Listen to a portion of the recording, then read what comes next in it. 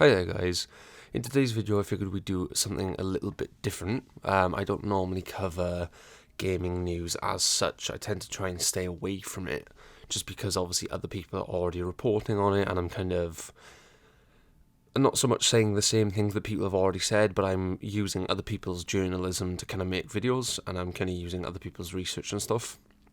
But this one kind of really piqued my interest and enough for me to want to sit down and make a video about it. So some of you may know this already, but within the last, what are we on now, the 25th of Jan, so about a week and a half ago as of the time that I'm recording this video, a Ubisoft executive at Assassin's Creed, and I quote, said that gamers will need to get comfortable not owning their games before video game subscriptions truly take off.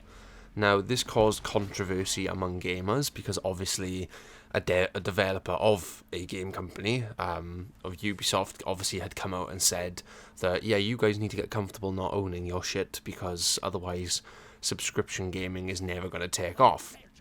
Now, this has probably come from the fact that obviously recently, in the last couple of months, Ubisoft obviously came out with their own subscription service, much like Xbox Gamepass or EA Plus.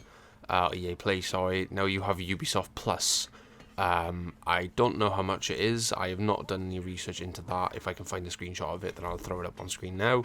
But I don't have any research on it because I'm not interested in buying it myself personally. As much as I love Assassin's Creed, and as much as I have played Ubisoft games throughout the years, mainly Assassin's Creed, but also the Far Cry series, such as 3, 4, 5, Blood Dragon as well. Ubisoft Plus does not warrant enough for me to want to get it. Like, there's not enough games I can think of that Ubisoft have that I could warrant wanting to pay for a subscription service off them. However, on the other hand then, we had a developer from Baldur's Gate 3, actually, one of the lead people at Larian Studios, in fact the CEO, Sven Vink, disagreed. And I quote, he said this, he said, "You won't find our games on a subscription service." So, on the other hand now, we have this CEO of another team who created a very successful game last year. Obviously, Baldur's Gate 3 is huge at the moment still. Even myself, I am thinking about getting it because people at my workplace are raving about it, and I would love to experience D&D because I've never been able to play it before. So it'd be a really good way for me to try D&D. But the developer, the CEO of Larian Studios hit back and said, "No, we're not doing that. No thanks." So it got me thinking about how kind of both of these parties are partially right.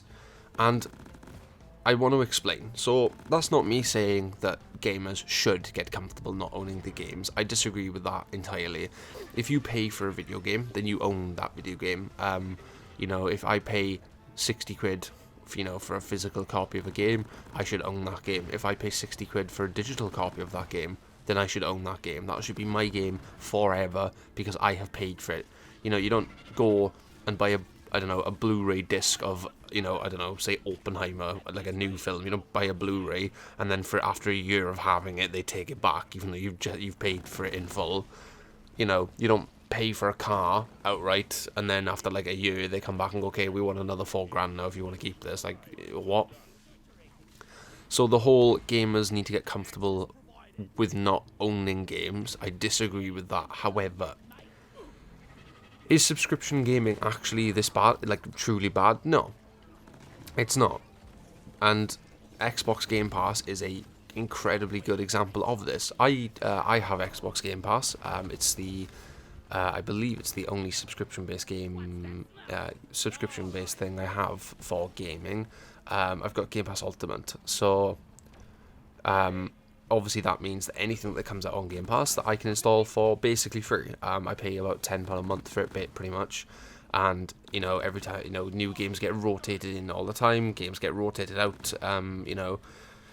Obviously, then I also get all of Xbox's main titles, so anything that's Microsoft, anything that's Bethesda, anything that's Blizzard, all of that comes under Game Pass for free. So I could literally play, I don't know, Starfield, for example, I guess. Not that I'm going to, but, I could play any of the Fallouts, I could play Skyrim, I could play Overwatch 2, you know what I mean? Like, so I get, I could play any of the Halos. So I get a nice beefy, like, already it's looking like, whoa, I get all of these, like, big AAA games, like, some of which were incredibly huge, like, in the years gone by, Skyrim being an example. Obviously the Fallout series, everyone's favourite, Fallout New Vegas, you know, that's on there. So there are a lot of big games. And even then, it can introduce you to some smaller indie games, and then you've got the games in between then that are kind of just on there. Not that, you know, can be AAA, but weren't as successful as some of those bigger titles I just mentioned, but they're still on there. And then indie games then that kind of were really successful, and then other indie games that aren't that well known as well. There's a nice big chunk of variety and a lot of games to look at. Now, obviously, over time, those games get phased out. You get warnings to be like, oh, you know, these games are leaving on this date. But when they do that, they're good in the way that if a game is leaving and you want to play it or you have been playing it, they put a discount on it because they're like, okay, you know, it's on Game Pass, people are going to have played it, but we'll put a discount on it, so if they want to buy it outright, then they can do that for cheaper because they have been playing it. So, is subscription gaming evil? No, it's not, because without Game Pass, I would have had to have bought Deep Rock Galactic out of my own pocket, but I didn't. I pay for Game Pass, and that's what I play Deep Rock with. If Deep Rock was ever to come off Game Pass, then I'd have to go and buy it, which of course I would do because I'm still playing it. Same for the Texas Chainsaw Massacre. I didn't pay for that game. It was on Game Pass on day one, so I got it with Game Pass. Instead of dropping like 30 quid on it, I just got it through Game Pass. Same applies. If it comes off, a discount will be put on it, and I can just buy it outright. So Xbox kind of struck this really good balance of, you can subscribe to this thing and you will get games monthly, and we will keep most of them on there, but sometimes we will rotate stuff out that's not being that popular and swap it for new stuff. But if it is coming off and it's a game you are playing, they will throw a discount on it so you can buy it and own it forever. Keyword, forever. So they didn't turn around and go, oh, we have Xbox Game Pass now, so this is an all or nothing thing. You either have the subscription based and have the games, or you don't have the subscription and you don't get the games. Xbox didn't turn on and just change their mind. They didn't just turn on and just stop doing what they'd always done normally, which was obviously, you know, selling games for a normal retail price, you know, sometimes 60 quid if it's a AAA, if it's a, you know, an indie game, maybe it drops in price depending. But they would charge you a normal amount to own a game outright. When Game Pass came out, that didn't all of a sudden stop. They didn't all of a sudden scrap it. They didn't all of a sudden turn to the subscription-based formula and just stop games being owned by people. And I think that's where the misconception comes from. Now, is the Ubisoft exec that came out and said this, this whole, you need to get comfortable not owning games for subscription services to take off. Is he, you know, is he right? No, I don't think he is, because subscription-based gaming has already taken off. Game Pass is huge. I know that's just one example, but Game Pass is absolutely huge. I feel like this is more of this person, this executive, more expressing this because obviously Ubisoft just started their own subscription-based gaming service, and I have a funny feeling it's just because he's possibly annoyed maybe that hasn't taken off in the way they anticipated. Perhaps it's just frustration with the fact that their own subscription-based gaming platform has not taken off as well as Game Pass maybe, but Game Pass did it first, so you know, it's not surprising. So perhaps it could be that. But him saying that gamers need to get comfortable not owning games before subscription-based gaming can take off is wrong. Because it already has. It's already a thing. It's already thriving. You know, the amount of people that I know that own Game Pass because it's so convenient and it's only like £10 something a month is ridiculously good value for money. It really is. Now, obviously, if that was to go up in a couple of years, much like how Netflix hiked their prices, obviously opinions would change. It depends how much it would go up by. Now, at the moment, it's at about £10 a month.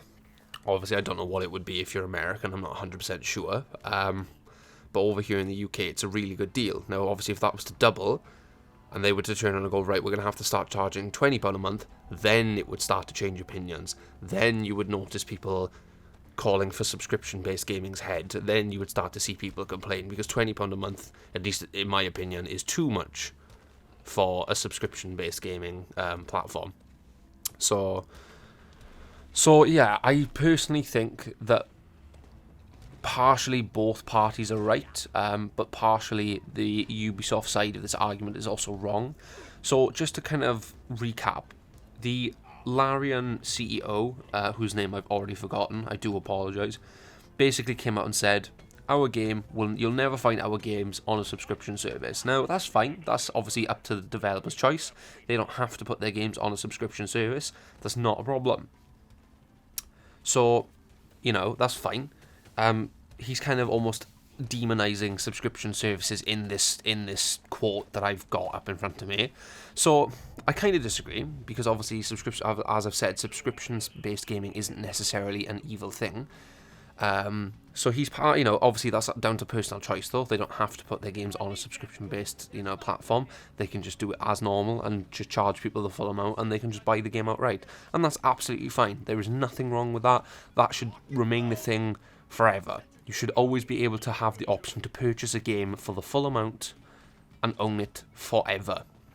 However, subscription-based gaming is not evil. It does work. It is a really, really good system. It is especially good for trying new games, or if you're really looking for something new to play, it can be really, really good for that, because obviously then you've got multiple options to pick from, and you don't have to buy every single one.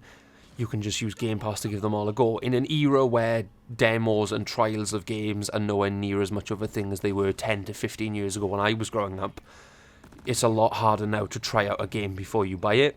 And obviously reviews aren't everything. Some people's opinions differ. A game that could be rated 2 stars on Xbox could end up being one of your favourites. You don't know. So Game Pass is really good. Subscription-based gaming can be really good for trying new options and exploring and finding new games, and you could discover some of your favourites with it. However, is subscription-based gaming a replacement for owning games outright and paying for them in full? Absolutely not. I disagree with this sentiment entirely. We should always have the two options. Subscription-based gaming is here to stay. It definitely is, because it's just doing so well. But the option to buy a game outright, whether that be physical copy or digital copy, and own it forever once you paid for it, should always remain an option. That should never ever go away. And the minute that the industry starts to try and steer away from that is the minute that we need to try and stop them, because then they're going to just have us hook, line and sinker for subscription-based gaming permanently, and then they can just hike the prices as much as they want. But that's my video on subscription-based gaming and owning physical copies. I have no idea what I'm going to call this video, because I don't really know. I don't normally do stuff like this on gaming news, but this one really got my attention and I really had an opinion on it. So if you agree or disagree, leave a comment. I'd love to have some debates down there in the comments below. If you enjoyed the video, please leave a comment, let me know, and leave a like. If you're new around here and you like this sort of thing, then please consider subscribing. I do sometimes gaming news like this, but most of the time focus on games in general, and also 100%ing them for achievements. But I think that's everything. If you enjoyed the video, then great. Have a good day, guys. Stay safe, and I will see you all in the next one. Have a good day.